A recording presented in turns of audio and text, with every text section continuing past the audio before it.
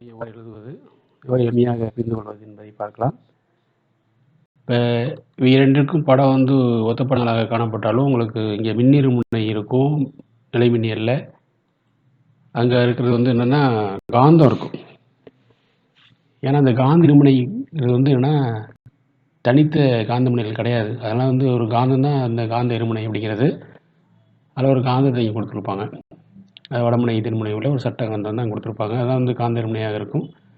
இதில் இங்கே பார்த்தீங்கன்னா என்னென்னா -Q ஏங்கிற புள்ளியிலையும் பிங்கிற புள்ளியில் +Q இருக்குது. சிங்கிற புள்ளியெல்லாம் நம்ம என்ன பண்ணணும், அந்த தொகுதியின் மின்மலச்சரிவு கண்டுபிடிப்போம்.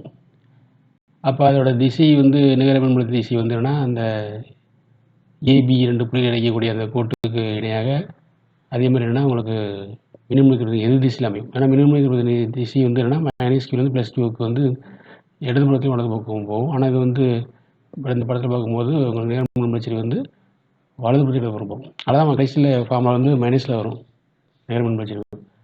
வேறு தனியாக அந்த படத்தை காட்டியிருக்கோம் பாருங்கள். உங்களுக்கு இந்த செங்குத்துக்கூறு கிடைமட்டக்கூறு வரைக்கும்போது செங்குத்துக்கூறு ரெண்டும் சமமாக எதிர் திசையில் அமையாத இந்த சொல்லி ஆகிரும். அது -E + sin θவும் -E - sin θவும் ஒன்று E + E - சமமாக இருக்கால கோணங்கள் தீட்டாவும் சமமாக இருக்கலாம். என்னது உங்களுக்கு ஒன்று கூட சமமாக எதிர் திசையில் அமையாத ஒன்று கேன்சல் ஆகிரும்.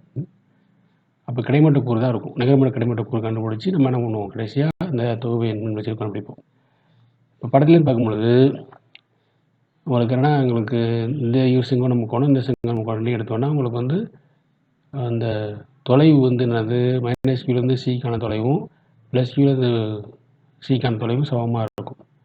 தொலைவு சமமாக இருக்கும். அது மின்னூற்றின் எண் மதிப்பு சமமாக இருக்கால -E + வெக்டரும் -E - வெக்டரும் என்னது சமமாக இருக்கும். அதான் 1/4 Q/r² + a² வந்துடும். காரணம் என்னன்னா அந்த வித்தியாச தேற்றத்தை பயன்படுத்தி இந்த தொலைவு கண்டுபிடிக்கும் போது இங்கே இங்கே r வரும். அந்த காரணம் என்னது √r² + a² வரும். நம்ம தொலைவு ஸ்கொயர் நிற்கிற போடுறதால அந்த ஸ்கொயர் ரூட் கேன்சல் ஆகிரும். அதான் r² + a² மட்டும் இருக்கும். அப்போ நிகரமின்மலச்சரிவு இந்த வலது பக்கம் ஒரு படம் பார்த்தீங்களா, அந்த படத்துலேருந்து நம்ம பார்க்கும்பொழுது நம்மளுக்கு E total = என்னது உங்களுக்கு -E + |cos θ p| -E vector cos θ p. காரணம் மைனஸியம் போடுறோன்னா இந்த p கேப் இருக்குது பார்த்தீங்களா, அது மின்னிருமுனை ஓரளவுக்கு அந்த வெக்டருக்கான மதிப்பு. அது என்னன்னா உங்களுக்கு எதிர் திசையில் அமையுது. மின்மலத்தின் நிகர எதிர் திசையில் அமைகிறால தான் மைனஸ் வந்துருக்கு.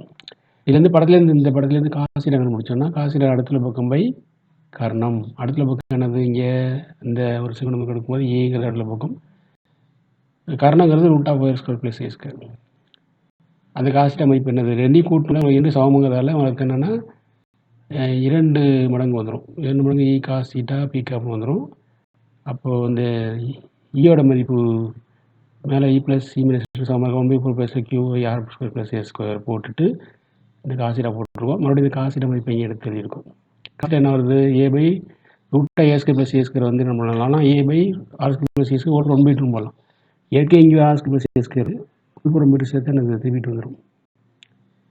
சரியா, இந்த திருப்பிட்டு வந்துட்டு பாருங்கள். அப்போ இந்த 2k p கேப் எப்படி எழுதலாம், உங்களுக்கு p வெக்டர் எழுதலாம். -1/4 p வெக்டர் r² + a² திருப்பிட்டு வந்துடும். ஏங்கிறது மிகச்சிறியது ஆரை தொலைவை பார்க்கும் பொழுது அப்படிங்கும்போது r² திருப்பிட்டு வரும். ஏன்னா a² புறக்கணிக்கத்தக்கது.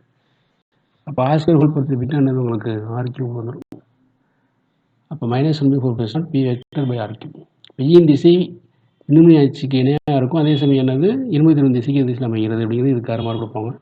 இப்போ நம்ம மார்க் பிரித்து காட்டியிருக்கோம் பாருங்கள், இதுக்கெல்லாம் மார்க் கொடுக்குவாங்க. நீங்கள் இது முழுமையாக 5 மதிப்பு எழுத முடியாவிட்டாலும் படத்தை போட்டு படத்தை விளக்கணும். இது -Q இருக்குது, B இருக்குது, Bயில் +Q இருக்குது, 2 கிலோ தொலைவு மின்னிருமை மொத்த தொலைவு 2a.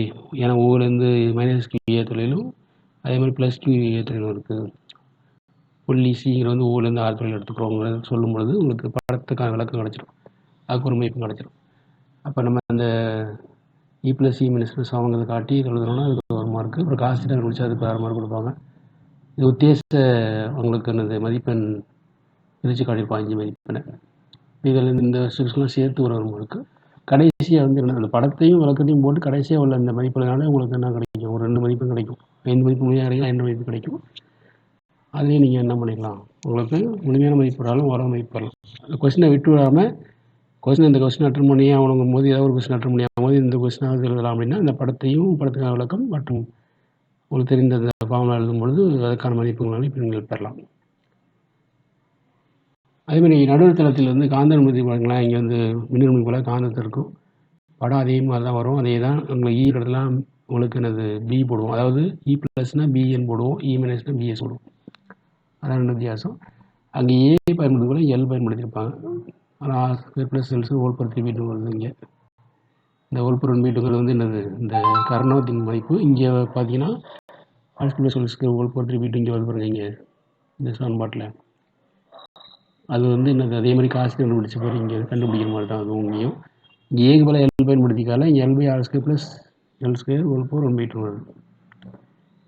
அது மாதிரி பி ப்ளஸ் இருக்கிற பி, அதாவது இ ப்ளஸ் இருக்குவாங்க, இங்கே பிஎன் இருக்கும்.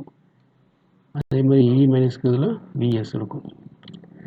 பி கேப்புக்கு பதிலாக என்னது இங்கே பிஎம் கேப் இருக்கும். நம்ம இங்கே பிஎம் கேப் வச்சு பயன்படுத்தியிருக்கோம். அதே மாதிரி பிஎம் இருக்கிறது game into 2L PM gap. 1/4 பதிலாக V0/4π பயன்படுத்தியிருப்போம். -V0/4π பிஎம் ஆக்கியும் வரும். அதே மாதிரி அங்கே ஈன் திசை எப்படி மின்னிருமையின் அச்சுக்கு இடையாகவும் திசை இருக்கும், அதே மாதிரி பியின் திசை வந்து காந்தமின் அச்சுக்கு இடையாகவும் இருக்கும், அதே சமயம் திசை இருக்கும் கட்டுப்படுத்தணும். இது இங்கேயும் வந்து மார்க் டிஸ்ட்ரிபியூஷன் கொடுத்துருக்கோம் பாருங்கள், மற்றபடி பிரித்து கொடுத்துருப்பாங்கன்னு. இப்போ எதையாவது எழுதினாலே உங்களுக்கு மார்க் கிடைக்கும் அப்படிங்கிறதுக்காக நம்ம பிரித்து கொடுத்துருக்கோம். மதிப்பெண் வந்து எப்படி பிரித்து கொடுத்துருக்காங்கிறது வந்து கொடுக்கும்போது அதுக்கான முக்கியத்துவம் கொடுத்து நீங்கள் எழுதுவீங்க அப்படிங்கிறதுக்கு தான். ஏன்னா கடைசியாக அந்த திசையில் எழுதாமல் விட்டுறாங்க, அதுக்கு மதிப்பெண் வந்து குறையுது, முழு மதிப்பும் கிடைக்காததுக்கு வாய்ப்பும் ஏற்படாமல் இருக்குங்கிறதுக்காக நம்ம மதிப்பை பிரித்து கொடுத்துருக்கோம்.